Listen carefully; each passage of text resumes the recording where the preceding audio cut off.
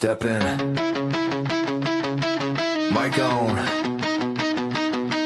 Lights dim. Game on. Hey.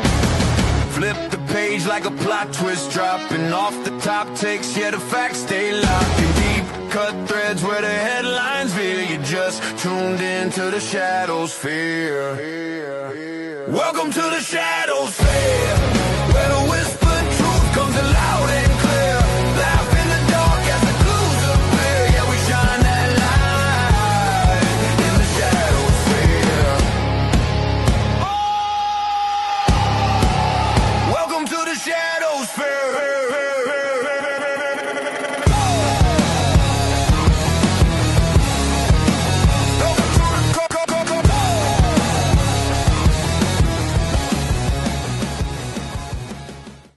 Thanks for tuning in and welcome to the Shadowsphere.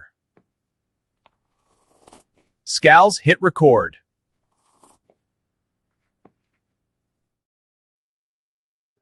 What is going on, everybody? It has been a hot minute, but your boy is back. But this isn't Spotlight with Shadow. This is the Shadowsphere. Today I am joined by my good friend, a guy I consider probably one of the craziest bastards I know, Mr. Patrick Rush Rancid McNeil. How are you doing, my guy? I am fan-fucking-tastic, dude. Great intro. Was that a band that did that? Yeah. Nice, man. Good shit. What band was it? It's the Shadow Band. How's that? So I'm back after a year. It's been a hot minute since I've been around here. I've spoken to you here and there, but I haven't done much with the audience. What's up, Jamie? Welcome in. This is also a live broadcast, which I don't typically do with my interviews and stuff like that. But what have you been up to in the last year, man? Huh? What have you been up to in the last year, my guy? Oh, what I've been up to? Fuck, a lot of professional wrestling. Creating confidence content online as well. I've written, how many ebooks have I written now? Almost 9 ebooks, I think now. Just little guides on like certain mental health things like grief and being authentic, confidence. What else did I write about? I got one I just finished, reinterpreting your childhood. But it just depends on the person who's going to read those types of things, right? Because like you kind of have to make a decision that you want to change your life or your thinking, or else it's not going to be very good information for you because you're just going to look for the flaws in it based on your own knowledge you have now, right? So they're for people who want to like have to make a decision to change, change their mind and their life and shit. Yeah, I mean, I see all the time on Instagram, man. You got a lot of positive messages. Some have hit really close to home. Some are just like, still good advice. You know what I mean? But I see you out there shirtless in -40 weather, and I'm like, what are you doing, my guy? Therapeutic, man. It's therapeutic. And I've also been acting. I've been auditioning a lot too, but like I haven't scored any speaking roles. I've done background stuff in the past a little bit, but no speaking roles since 2024 for Jason Biggs' film there. Hell yeah. So we are also live on TikTok today. And for those that don't know, can you tell them what your background is and the shows you've done? For TV? Yeah, TV and even movies. Oh, okay. Yeah, so my first thing I ever got was after I was done college, I got a call after I was done graduating to go on Letterkenny. And then I got on Letterkenny and became Connor for the whole entire series run. And outside of that, I played a guy named Kevin on Happy Fucking Sunshine. And then I played a bellboy named Manuel called Do Not Disturb. And I got eaten by a girl. She tore my throat out. And then her husband tried to kill me in the movie. It's pretty fun. I've been a bone demon in fixation, and then my most recent film was Untitled Home Invasion Romance Novel, I think it's called, or something like that. I don't think novel's at the end of it anymore, but it was directed by Jason Biggs, and I played a naked hippie in it, so it was fun. I can finally talk about it. I love that. I think the last time we actually talked about it, you weren't telling me too much details about it. Yeah, so those closed those non-disclosure agreements, you gotta. Yeah, no, I get it 100%. And for those that don't know, also, again, with the TikTok audience being new, did all this with me. Pat is also a wrestler. He goes by Rush Rancid. He's a independent wrestler, also a deathmatch wrestler, and he does insane things. Yeah, so I started my deathmatch career last year at the inaugural Crazy 8 tournament for Canadian Deathmatch in Hamilton. And I I was considered the wild card. Apparently, they were kind of betting on me to kind of like fill in a spot there. And from the back or the feedback I got from everybody, it was just like, fuck yeah, man, showed up and showed out, and we won back again. And my most recent battle at Canadian Deathmatch was against that Kyle. And yeah, we fucking stabbed the hell out of each other. It's great. Yeah, Kyle is a friend of the Top Medias. I mean, we've had conversations with him and chatted with him. He also runs in my personal life inner circle of friends, which is funny too. That I knew one of his close friends, and it was also one of my close. It's just weird how it works out. Just like I look like your cousin. Yeah, you look like fucking Andrew really bad. If he's watching this right now, it's like, that's your doppelganger. Okay, which way do I go? This way. That feels weird because I'm pointing to the right. Camera's backwards. Yeah. Weird. Anyway. So, in this day and age, we often talk a lot about the stigma of mental health. What has driven you so passionately to make sure that message gets spread on a consistent basis? So I used to be a depressed wreck who would, it would be hard for me to get out of like bed. I wouldn't shower for weeks.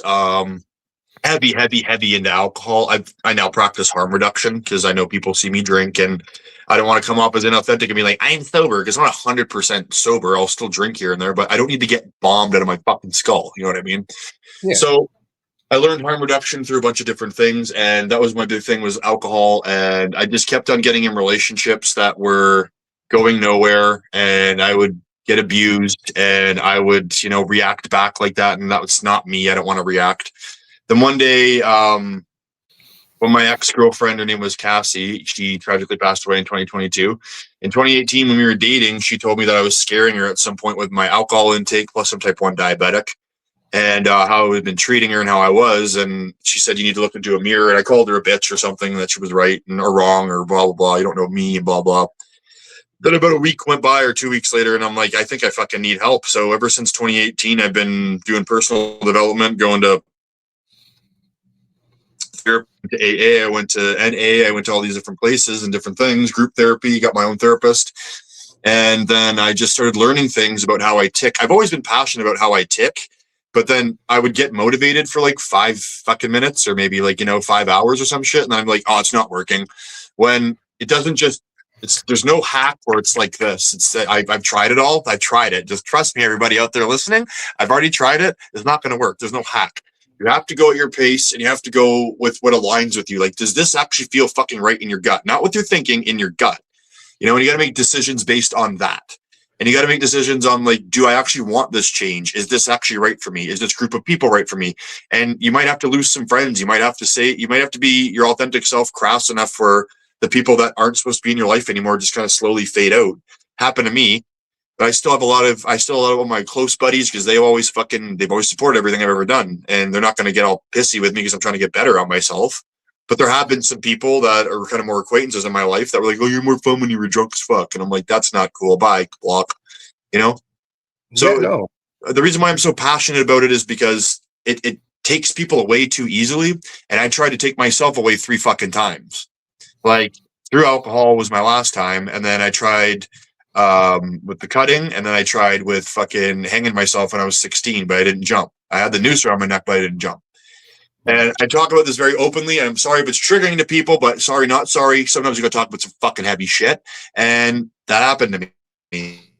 And I can tell you that there's another side to your brain. You just need to take it at your pace and actually decide that you want a difference.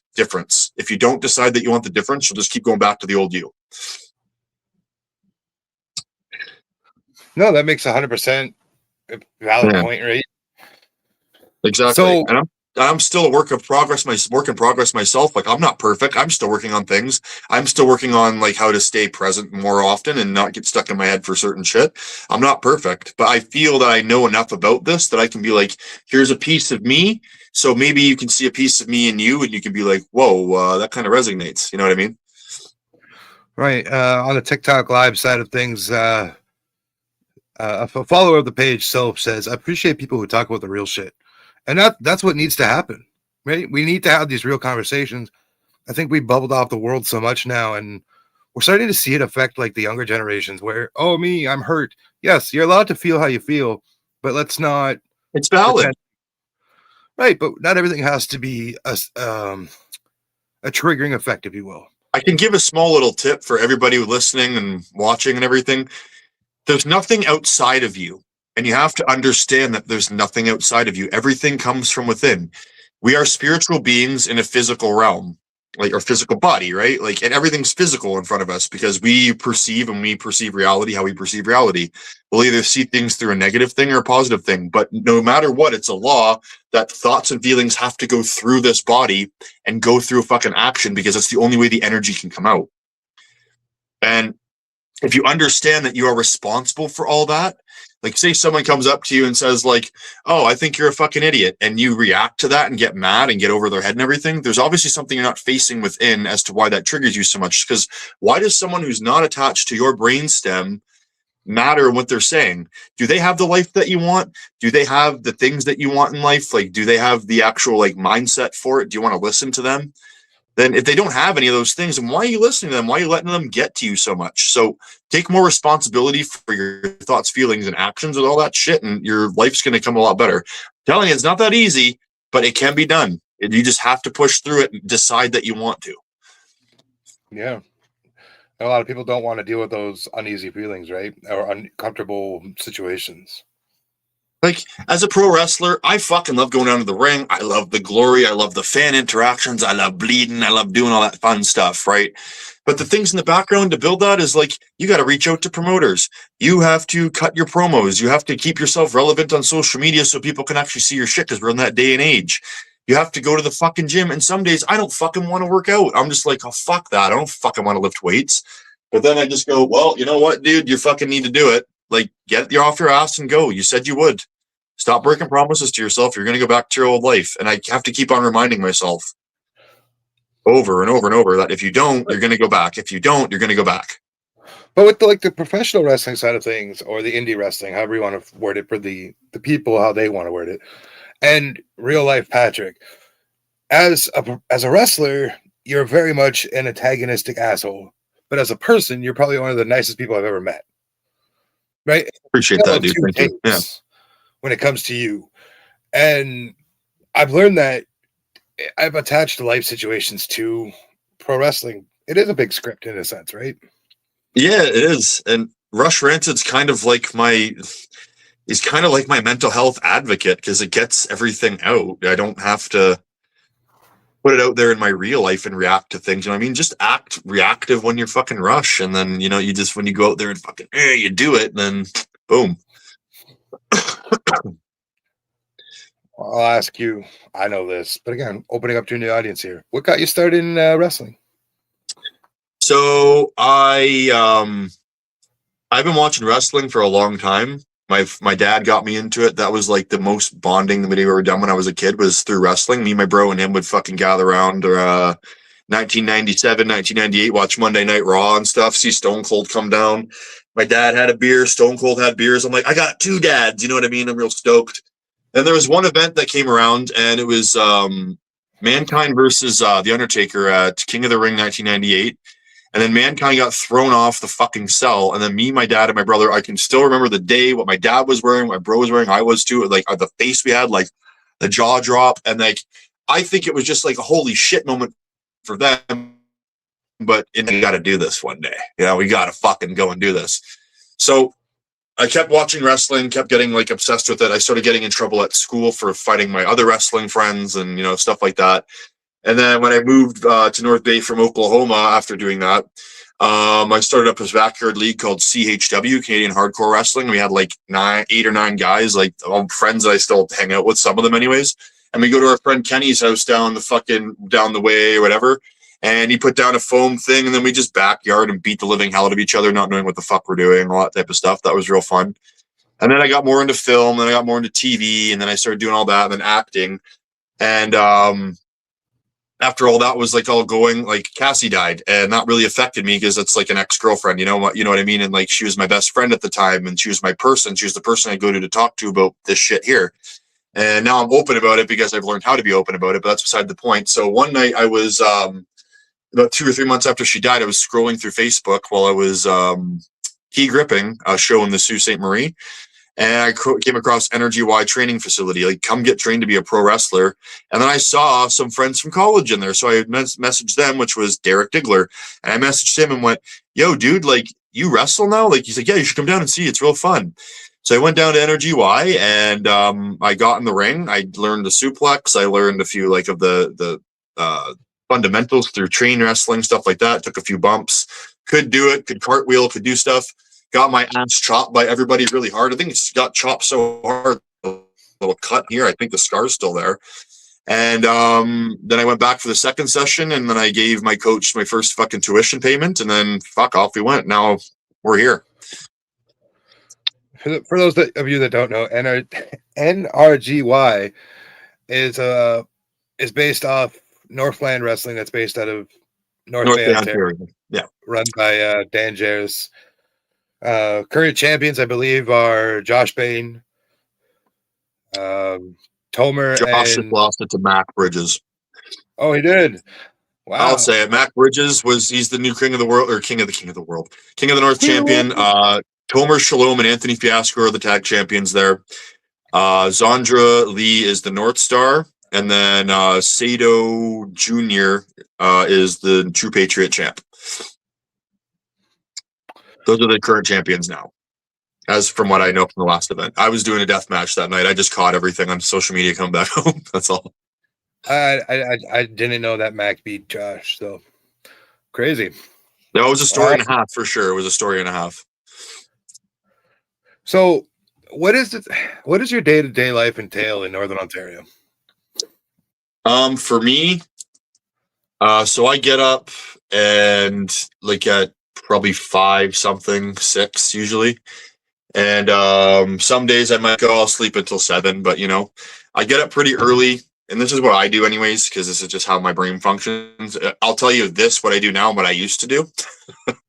So what I do now is I get up really early, and I fucking read for about an hour or half an hour at least, get my weight on, my lift, my cardio, get some things going. I check out my list of things I got to do. Like, do I have to cut promos? Do I have some confidence stuff to do? Do I have to do something for my ebooks? Do I have to make a video sales log? Just something. I made a list of things that I have the night before, so I get the checklist done throughout the day. Usually around the evening time, 7 or 8, I'll start like winding down from like creating or writing or reading or doing stuff like that, because I like to try to be productive throughout the day. Right. And I'll watch some old wrestling and study some tape. Sometimes smoke a little bit of, cron. I don't smoke it as much anymore. I don't really do too much weed stuff anymore as I used to.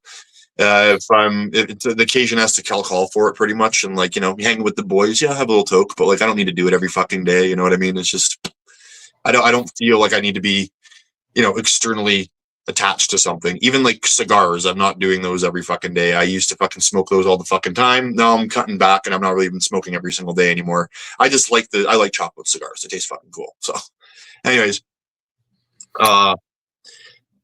yeah, so I'll do all that, and then I'll wind down, watch some wrestling, watch maybe some comedy or something like that, and yeah, then I go to bed and do it all over again. And if there's an event or something happening that day, then I'll go and do that. But like, I pick and choose where I go and I hang out with and stuff like that. So I think I get shit done for and for my brands. Well, you're about to be booked. I think we were talking just before we went live here. You got 9 days out of how many days? 9 matches. So I think it's 9 matches. I'm booked for the CWE tour for, I believe, 6, and then I have another one for Northland at the end of the month, so that's at least 7. I got to recheck my schedule, but like, yeah, it's on this phone. I'm not going to go through my phone or right. Can't be doing that. No, I don't want to be off camera and fuck around, because like you're taking this special time for me, and I wanted to take time for you, so we got to do this correctly. That, and I always appreciate that. A day in the life for my old Northern Ontario life was when I was living in Sudbury. I'd wake up, grab the bottle, fucking just have a smoothie. And then, do fuck around all day until the nightly event would happen. We'd always go do like cheap night Wednesdays at the strip club and go get like 250 beers. And this is back in like the 2010s. And then we'd go and get cheap night. And you what? I said the good old days in Sud Vegas. Yeah. In Sud Vegas, yeah, for sure. We go see that at Diamonds. We go to fucking Colson, go party and stuff. And I would work on films. I still do here and there. I'm trying to be more of an actor, but like it depends on the person I'm working for. I'll go grip and electric, which is like plugging in lights, and then grip is like lighting manipulation and camera support. And I was doing that a lot in Sudbury because like that was the peak of my career when I was first starting. Like I was getting a lot of gigs with like Key Grip, who was getting a lot of shows. So I just go to work for 12 hours, come home, go to a bar, and then stay up till 4, and then sleep for like 2 hours, and then go fucking work for another 12 or 13 hours, and be still half drunk, and just a mess. I like So, this more scheduled life that I have. Even if I'm doing a 12-hour shift, I'll be like, okay, well, we'll break this down. We'll do this right in the morning, and then we'll do this at night, and then we'll go to bed. You know what I mean? Still making progress, but like smaller steps. you talk about spending a lot of time in Sudbury, and I mean, if you're from Ontario or generally north, maybe Manitoba, Sudbury gets such a bad rep, and it's always been a terrible place to go, in my opinion. Right? Yeah, it does. Would you say that Jared Kesko, I can't remember exactly how it's said, has kind of changed the light on what Sudbury is? I think that I think that he has in a positive light because like he went there and he created Letterkenny, and that brings when you bring a film or something big or something amazing like that to a town that's small, it gets more tourism. The local businesses get more revenue. Even like the other stuff that's around there, like Sudbury in general is getting more revenue because these big actors are coming and they're staying for the night, and they're like, let's go to the Keg, or ooh, what's a locally owned restaurant here? Oh, Respect is burning, let's go there, which is like expensive for if that whatever your taste isn't expensive. And they'll go there and they'll spend, a decent amount of coin on like a big giant fucking, like we call them family dinners, because we'd have like actors and crew members come out and we'd just be like, hey, texting each other, you want to go out and do this? But cool. Blah, blah. We'll meet at the doghouse or we'll meet here. And I think Jared's really put them on the map through Shoresy and through Letterkenny when it was going. Yeah, Shoresy definitely now, because I mean, I feel like Letterkenny is based more in like the farmland and hockey rinks and Modines, right? But then Shoresy kind of opened it up to what the town is really like. Yeah. And like because Shoresy's showing Pepe Paninis, and they're showing like certain local businesses in there too, right? And funny enough, Jay Burton has something to do with Pepe Paninis, who played Tyson in Letterkenny. The first season he tries to knock Wayne out, then he became like a main throughout the rest. Like one of the big boys there with all the tattoos, right? Bald. Right. That guy, yeah, Jay. And shout out to Jay if you're watching, dude. Miss you, man. Hope your little fam's doing well too as well. I think he just had a kid like recently, so it's pretty cool. What do you got coming up? What do you got up? What do you got upcoming that's not professional wrestling right now? For me, yeah, just pretty much a lot of wrestling. I have auditions coming up and everything, but I can't talk about what I'm auditioning for because I don't know all the stuff for that. So I'm trying to get a scoop here, man. Trying to get a what? I'm trying to get a scoop on what you're working on. Well, I have been auditioning and I have been doing stuff for acting as well, but it's just like nothing set in stone yet. That's all I really can say. That's fair. What's your summer? What are you looking at for the summer wise? You got family plans? What do you got going on? For the summertime, I hope I can do a lot more death matches. Those are fun to do in the summer. Oh, you want that no ring stuff, eh? You what? You want the no ring matches? No ring's fun, yeah. Like when I did no ring back in May with last May with Hardcore. Oh yeah, he put me to work for sure. That's fun. Now we're tag partners. So. Hi Hardcore, how you doing, buddy? Yeah, we love Hardcore. Coming out soon, yeah. We definitely love Hardcore off the top. He's a great guy. We made our debut at Hybrid. That was fun. KC War threw a fucking chair at me so fucking hard. Big welts here, cut my shoulder. I was proud of it, but he seems like he felt kind of bad for it. But I'm like, yeah, you're fine, man. We're good. Do you ever feel bad for hurting each other? Probably not. Sometimes some dudes do. Well, when it's a chair or like a certain weapon, dude, like, yeah, it's like if I was stapling someone a bunch and then a staple got stuck in their head and they had to get it pulled out by something because of me, I'd feel a little bad because I'm like, that's not what I wanted to do. I just wanted them to bleed for the show because we know how this works, like deathmatch, right? It's funny that I say that and then I'm talking about mental health here, but it sounds like I'm a fucking basket case. It's not right. But I said it before, right? Like Pat and Rush, two different people. Yeah. Same, but different. Yeah, Rush is just a little bit more insane, a little bit more profound in a dark way. I can't wait to see a clip on YouTube one day of you getting your bag stapled to a mat. I think that'd be hilarious. We're gonna go the body route, are we? Everyone knows what incident we're talking about. It astonishes me that only a female has taken that perspective so far, or at least that I've seen. Yeah, well, there's a wrestler named The Body, and he did an XPW event, and I think he took a syringe to the old eggplant. So yeah, No, and that's not, no. and people had a very mixed reaction. Like some people were like, "Yeah, brutal," and other people were just like, "This is like what? Like, why did we do that?" So it all depends on what you see it as. I don't know. 6'9", 6'9", yeah. You can see it as the art form that it's supposed to be, or you can see it as a really weird act. It depends what you're into, I guess. Or it could be like, yeah, when wrestling when your parents walk in, like it's The weirdest scenes, yeah. Like every time when I was younger, like because my mom fucking hated it when she'd walk in with wrestling, it's Sable taking her top off with the fucking handprint bras, or it's fucking like Rikishi giving a stink face to Trish fucking Stratus, or it's just always something like that. I'm like, every fucking time.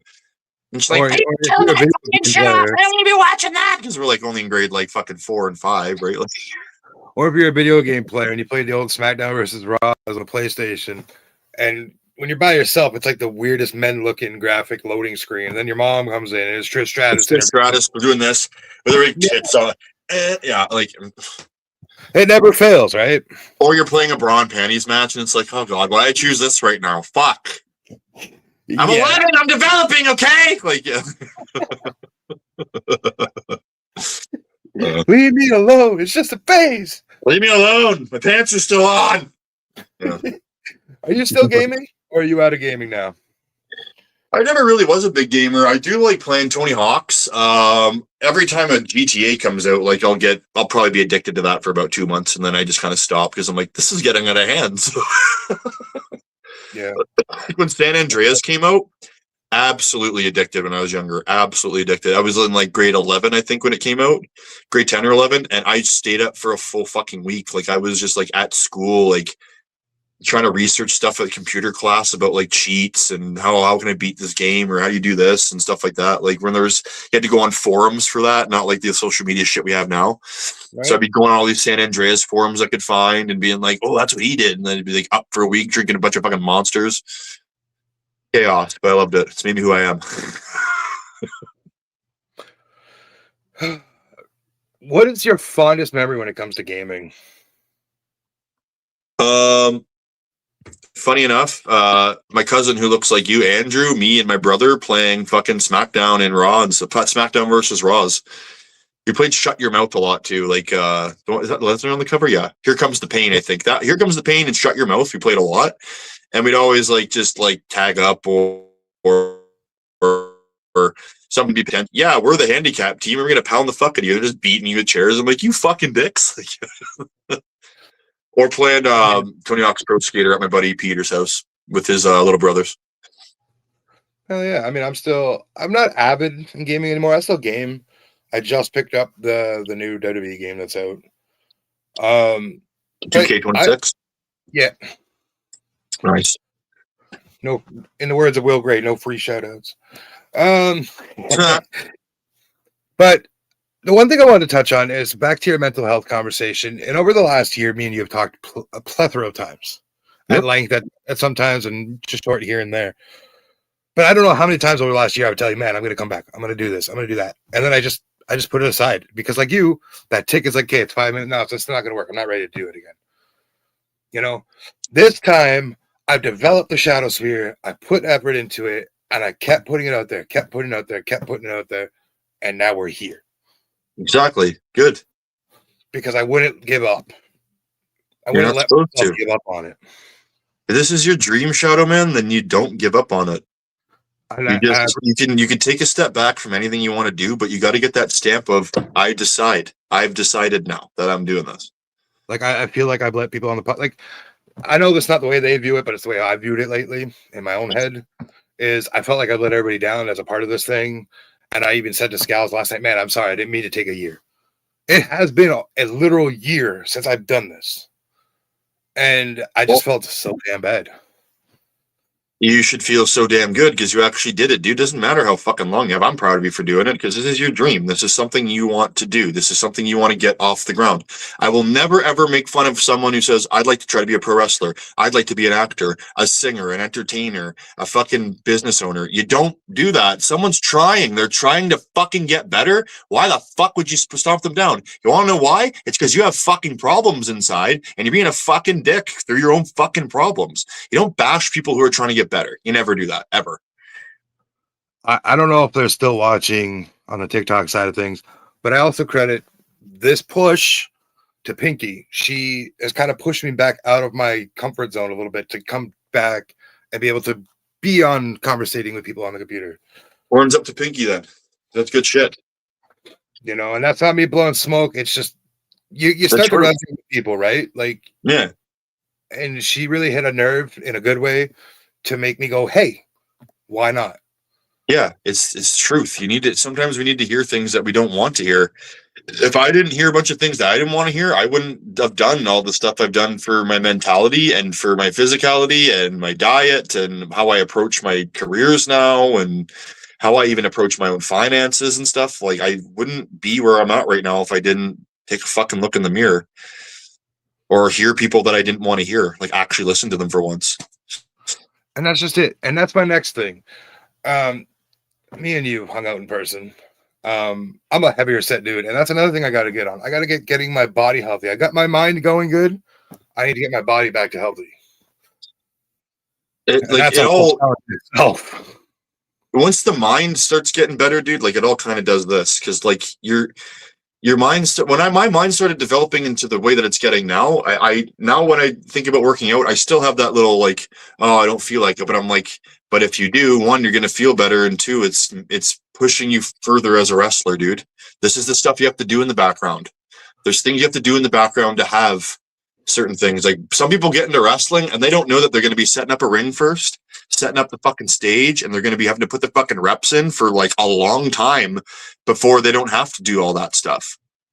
Like when I went to my first show where I didn't have to do that, which was Deathmatch last year, I didn't know that I was ready to I had gloves on. I was ready to go help it with the ring. And then they're like, no, Rush, you go downstairs and you figure it out with Wade. You go get your match done going. And I even offered to help. They're like, if we do, we'll call you guys. And they just didn't because they have a crew for it. They figured that out, or that's the type of promotion that did. I appreciate that about them, but still, like, I will go and help out and still just do it because you're used to it a certain way, right? It's for the love of the game, man. Like I'm used to setting up sets too for things if I'm not acting. And if I'm not acting too, I want to go help, but it's like there's union shit in there. There's no unions in wrestling. So you kind of can't do certain things on film sets like you can do in wrestling. There would have been unions in wrestling, but Hulk Hogan had to backstab Jesse Ventura. But that's a whole other story. Oh God. He was a freaking governor. So yeah. For those that don't know it, just look it up. I'm not gonna get into that. Yeah. Jesse Ventura. The conspiracy show, remember that? Yeah. That was great. Jesse is something. Harp's controlling our weather. It's so funny. Man, I'm not going to start getting into them, but that's just one episode. Anyways, we got to move on. It's just crazy. Like over a year, it's been about 2 years now. And I've known you, and I came up and watched Northland in its home base as opposed to on the road.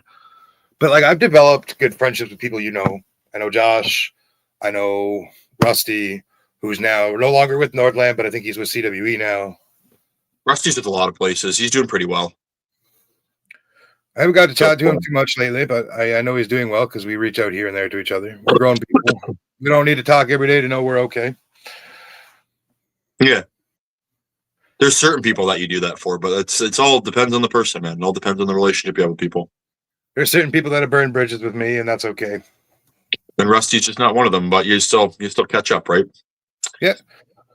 Just like I try to, I catch up with hardcore here and there. I got to reach out to Wade here soon. I'd love to talk to Wade, man. That is a man I want to pick his brain at but I want to bring him on to Spotlight with Shadow before I bring him into the Shadowsphere. Wade you'll be in stitches laughing too. Wade's such a funny guy. We went to Dunville for the inaugural tag team championship match for me and Hardcore. So I stayed with Will, and then we go to the grocery store in Dunville to go do whatever, and then we just see Wade walk in there. He's like, "Oh, I knew this gang of misfits. Hey guys," he's like there, and it's like 3 or 4 hours before call, or like an hour or two before call or something, because I had to go with the promoter because I stayed at his house, so I might as well.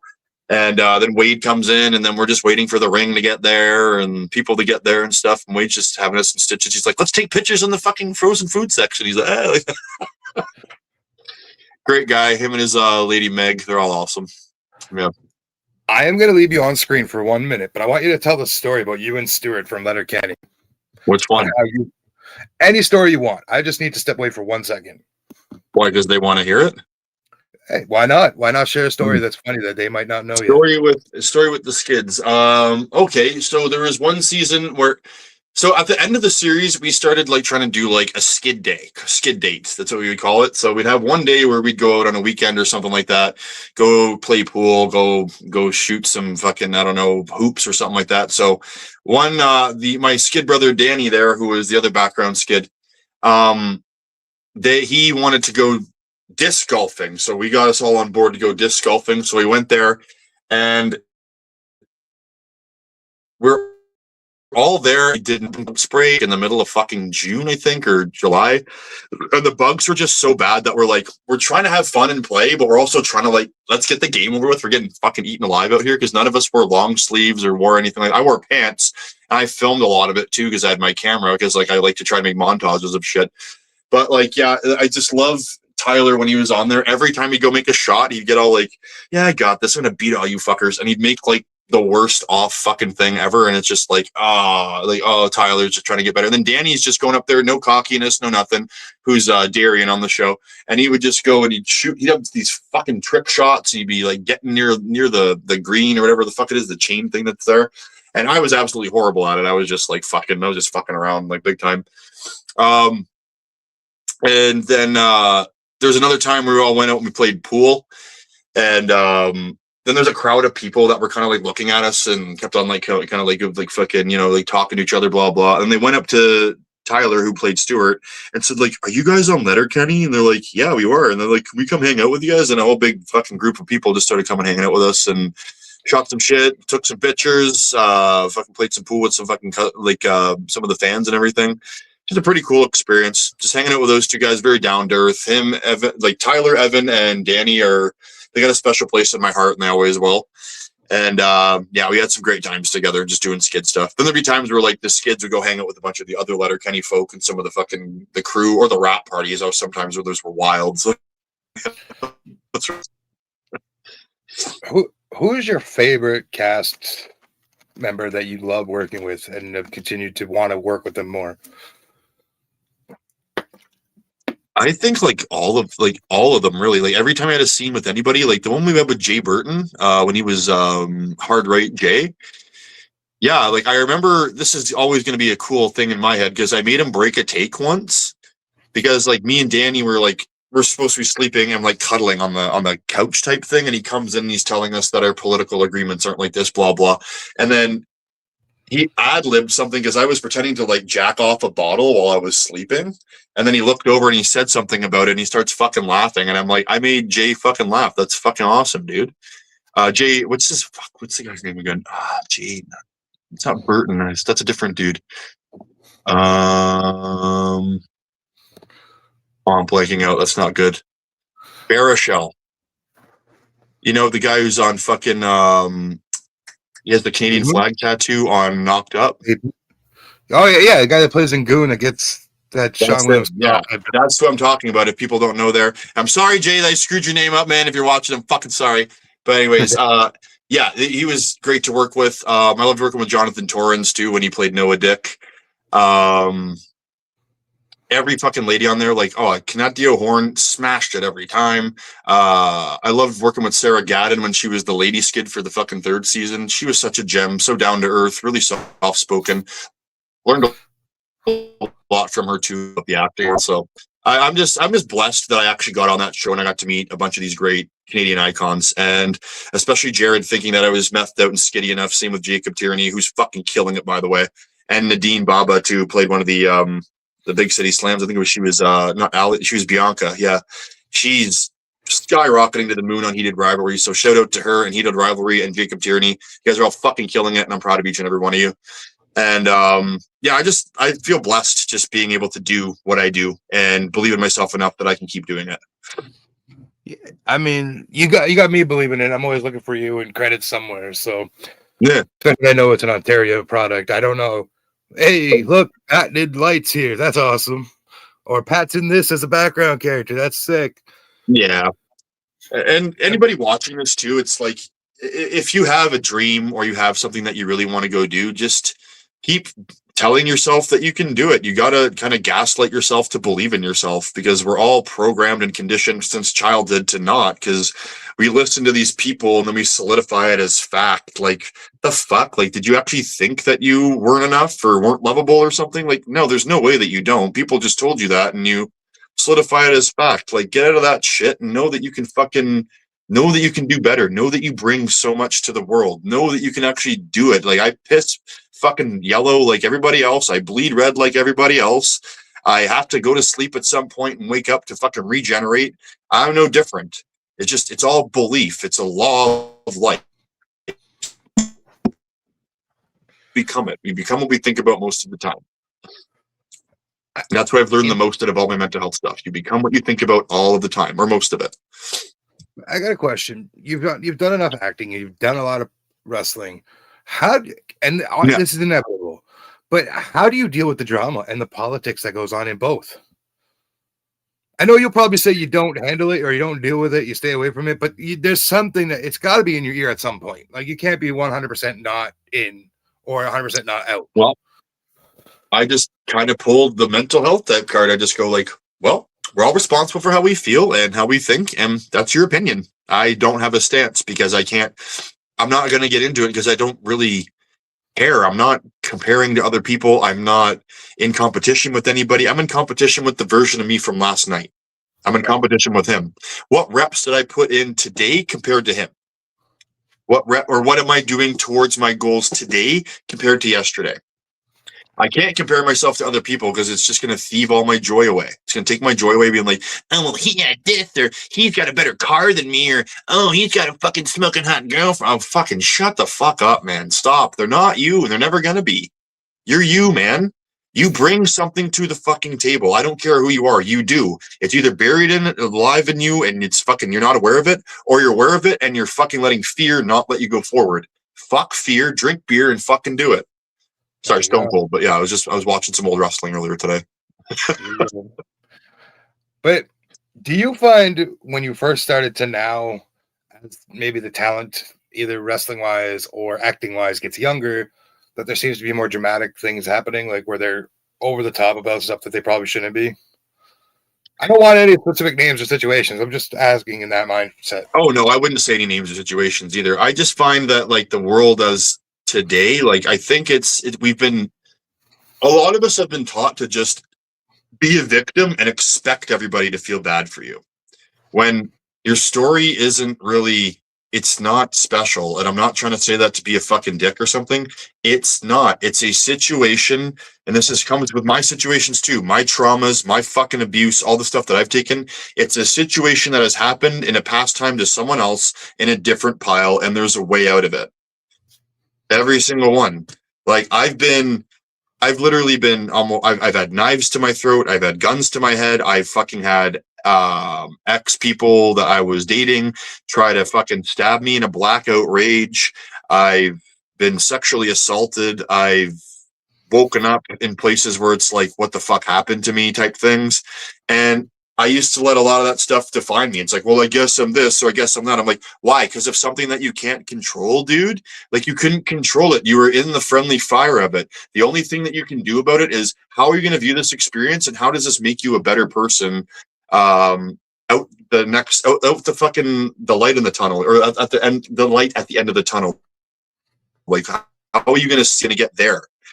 from this experience. And if you keep on going, oh, woe is me, and I'm a victim, and my story, and this and that, and you don't know what you're talking about, bro. I can't fucking let go of my suffering because I fucking, it's just like, dude, that's the wrong way. You're looping it by doing that. If you want to be better, you got to go deep down in within and face that stuff. It's not easy. It's got to be decided on too. It's not going to be easy. You're probably going to cry a lot, feel a lot of fucking emotions or whatever, but it's going to help you heal. I've done it. From a person who's done it to a person who wasn't doing it, this is what I'm saying through experience. And I'm not going to tell anybody, hurry up and, you should be here, you should be there. No, you're exactly where you need to be right now. And whenever you learn it and it clicks for you is when you learn and it clicks for you. Yeah, that makes perfect sense. Yeah. I mean, I've had to take that approach in a lot of things in life, especially as I've gotten older, where I try to drown out, I could easily sit and blame certain situations in my past for what I am now. It doesn't get me anywhere. Is it a survival tactic? Like you're using a survival tactic for a time that's not happening to you anymore. I try to explain this to some of my friends too. It's like, if you stay in the past, you're the only one that's angry there. Like I'll give an example. Like if you say something to somebody and they've been and that was like Armageddon for them. Like they saw the fucking Apocalypse Now helicopters, like what the fuck? And then you went on about it like it was a regular Tuesday. Like that's what I mean by being caught in the past. If you keep that Armageddon in your head and the fucking Apocalypse Now about it, they don't know that unless you bring it up. And once it's brought up, it's like, oh, sorry, man, I didn't know that like hurt you that bad or that was that big for you, that type of thing. Because it's like they've been there for, I don't know, X amount of time, years, months, I don't know, because it was a Tuesday for me. And vice versa. Like if I went and I said like, oh, my ex she fucking broke a Jack Daniels bottle and tried to stab me with it. And like, I guess women just don't like me. They want to kill me. But I'm like, you're now making up your own facts and you're believing them, dude. Like you're making up this ridiculous bullshit. You're allowed to believe it and your feelings are valid for sure. But that doesn't mean that you should define your life through them. Yeah. And there's no reason to let the past define you, right? You can it either makes you or breaks you. And unfortunately, in today's world, a lot of that past breaks people.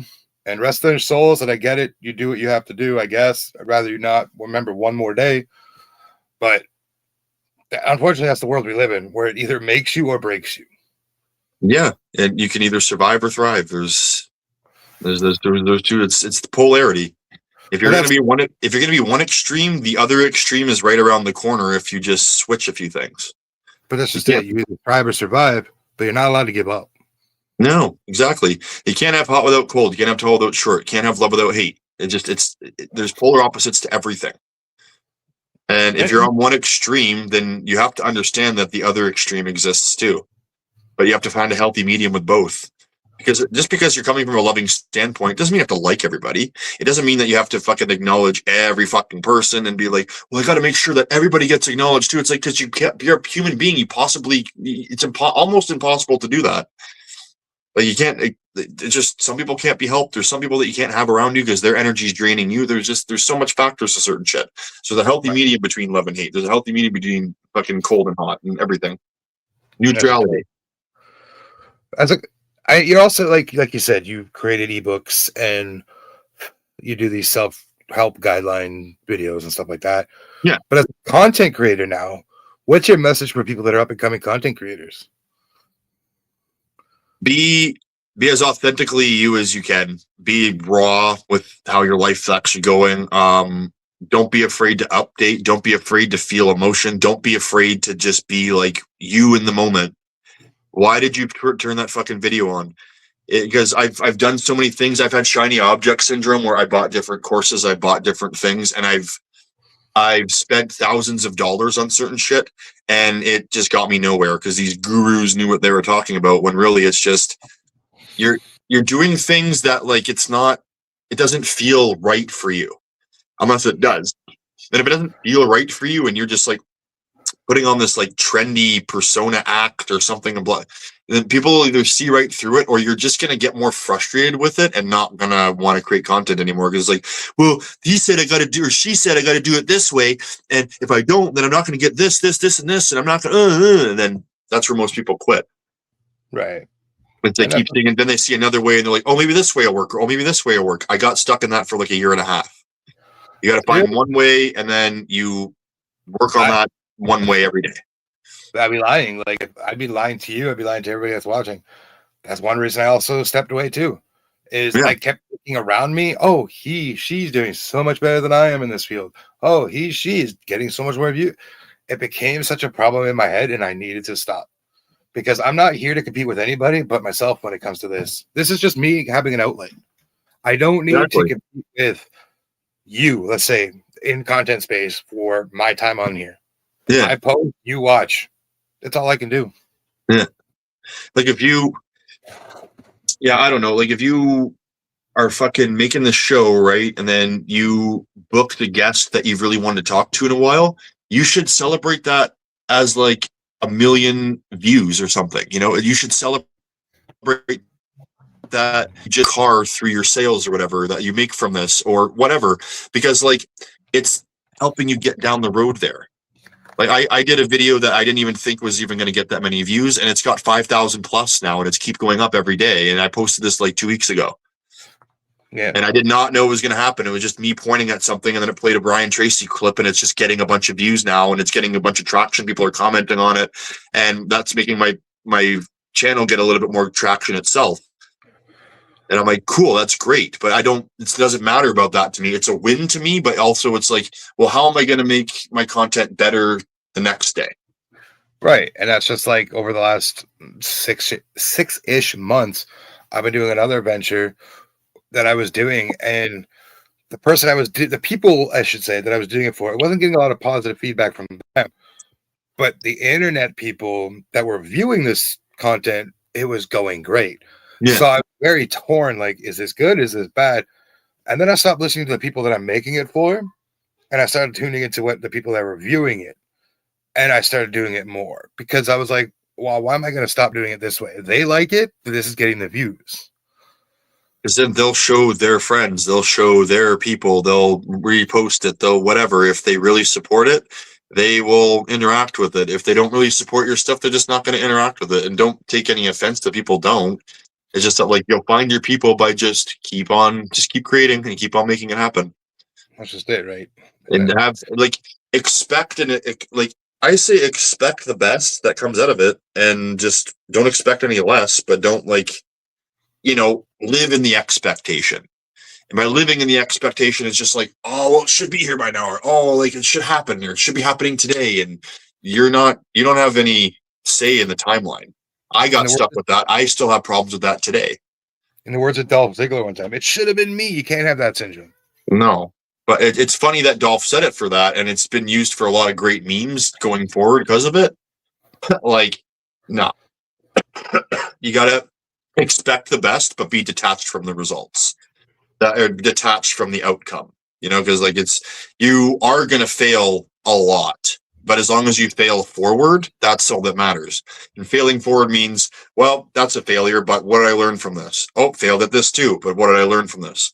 And a failure turns into a lesson the more and more that you make it that way. And then there's no such thing as failure anymore. It's like, oh, lesson learned, oh, lesson learned, oh, lesson learned. And then you just keep going forward still. I had to learn that the hard way. There are a lot of tears and a lot of fucking punching walls and like getting mad at myself. And I'm slowly learning it. So there's some days where I'm just like, I wish I got more sales. I'm like, oh, shut up, brain. You're responsible how you feel. Shut up. Relax. We'll get there. We're coming up to the end of the hour here. That's all I wanted to pull today. But I got to tap in and go, how does Rush feel about everything that's happening in the world right now? I don't want to hear from Patrick right now. I want to hear from Rush. But the world? The world's a dark place. And it sickens me, but I also like it too. I don't care. I love chaos and destruction and people fucking fighting. It's all about fighting and taking people to the alleyway and pounding the living hell out of them and putting a little gusset plate in your friends' heads and just having a little bloody fun, little swinniest salutations to all the people, all the little kitties around the world. Just keep on going your own fucking way because we're all going to the grave anyways at some point. If you know what I'm fucking saying. Feel the fucking rush. We left out Rancid and bloody as a result. Love it. Rush, while I still have you here before you take off and bring back Patrick, what's your wrestling schedule look like over the next few weeks, my guy? So March 19th, I'm fighting in Manitoulin Island. Then March 19th, and then 21, I am in, I think it's 21st, I'm in North Bay, or 22nd in North Bay, 23rd in Sturgeon, 24th in Sudbury, 25th in the Sioux, and then on the 28th, I'm fighting in Northland. I believe I got all those dates right. If not, just check my social media pages, because like I have to check my phone for everything all the time. ADHD for life. It's on the back of this fucking shirt. I can show you. A custom shirt. I got to make more of these because people love them. But yeah, If people want to buy your merch, man, where can they reach you to reach out and maybe buy it from you? go on Rush Rancid Wrestling Instagram, and then click the link in the bio. There is a link to Great Canadian merch or something like that. I forget what it's called, but you can go there, and they got a bunch of they got this shirt on there. They got caps. They got beanies, and they got my original skull shirt on there, and they got the animated skull shirt on a lime green shirt, or you can pick your color. And I get most of the proceeds. They just get a small little percentage because they're using their website for my shit. All right, so I've covered your merch. I've covered your dates. You're not allowed to tell us about your projects coming up, which sucks. And but if you do want ebook guides, you go to my Gumroad store and just type in Patrick McNeil. Or go on Gumroad, go Patrick McNeil, and then you'll find me. It says Patrick McNeil is an author, professional wrestler, and actor. There's not a lot of guys named Patrick McNeil who do the three of those things, so that's got to be my fucking profile. And if you want Rush Rancid to yell at, your family, your teachers, your cousins, your uncles, your teachers. Cameo. I'm on Cameo. Or you can do it as Patrick or Connor from Letterkenny or any other characters that I played before, too. I was in a pilot called Little Altar Boy, and I played a violent Polish gangster. I can do a violent Polish gangster if you want, whatever. But if you need him, he's your man. Just hit him up where you need. Exactly. You're not a book. Always ready to work. He'll fight for beer. I've seen it. More like ginger beer nowadays, but yeah, maybe a beer or two, depends. Book him all Depends over. on how I'm feeling. Am I feeling froggy? I don't know. Feeling soggy. Listen, Rush Rancid will sleep in a dark alley, so book him to your show today. Not really. Don't. Yeah, doing promos with my fucking shirt on, minus 40. Yeah, just a t-shirt on. I'm gonna quickly shout out. I made a new merch line, Shadowsphere's merch. You head over to the Off the Top Media page, merch shop, and get yours today. Scal's got some stuff up. Our Off the Top Media stuff is up there as well. This isn't gonna be like me disappearing act. I plan to come back in a full force kind of sense. It won't be live after this. Then we'll go back to recordings unless I change it. But this one I felt needed to be live just to prove to myself that I can still do it. And I appreciate every second that you've given me, Pat. Always, it's a blast to talk to you. 100%. I like doing these shows. They're fun. If there's two people watching, that's two people entertained. I don't give a fuck if it's 2 people, 2 million, 2,000, 200. Doesn't matter to me. As long as they're entertained. Talking about live, it doesn't matter. I enjoy this, and I need to show myself that I can still do it. Well, and I chose you specifically when I reached out because the familiarity is there. I feel comfortable talking with you all the time, and I need that comfortability just to get myself going again. I'm no P, dude. Well, happy to do it, and I really appreciate it. Thank you for plugging all my shit and get me on here. Appreciate it a bunch. Anytime. I love chatting with you, man, and we're always going to talk. So, but I'd be remiss if I didn't say thank you to Scals for making this happen on his day off of work. Thank you to Will and Allison for holding down the network while I've been gone. Thank you to Scals for holding it down while I've been gone. But I'm still the face that runs the place, and I'm still that guy's shadow. And that is, welcome to the Shadowsphere. Thanks, Scals. Mwah. Thanks for watching. Don't forget to like, comment, and subscribe.